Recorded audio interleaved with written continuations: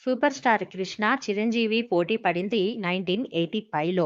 ఈ ఏడాది 'కృష్ణ' నటించిన 'అగ్నిపర్వతం' సినిమా విడుదలైంది. ఇది సంక్రాంతికి వచ్చింది.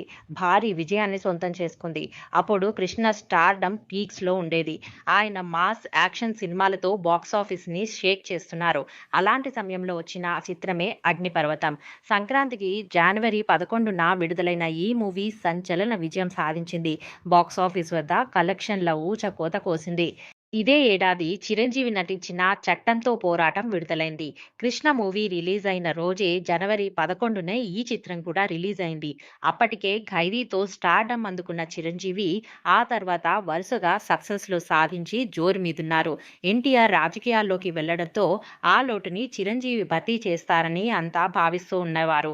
అలాంటి సమయంలో 'కృష్ణ'కి పోటీగా 'చట్టంతో పోరాటం' సినిమాతో పోటీ పడ్డ చిరంజీవి బోల్తా కొట్టాడు. ఈ మూవీ ఫస్ట్ షో నుంచే నెగెటివ్ టాక్ తెచ్చుకుంది. డీలా పడిపోయింది.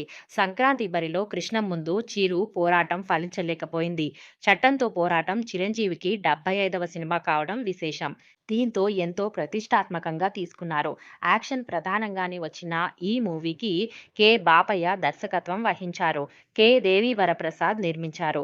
ఈ మూవీ బాక్సాఫీస్ వద్ద ఏ మాత్రం సత్తా చాటలేకపోయింది. కానీ ఇదే ఏడాది 'దొంగ'తో హిట్‌ని అందుకున్నారు. చిరంజీవి 'జ్వాల', 'పులి', 'రక్తసింధూరం', 'అడవి దొంగ', 'విజేత' చిత్రాలు కూడా చేశారు. వీటిలో 'అడవి దొంగ', 'విజేత' మంచి హిట్లుగా నిలిచాయి.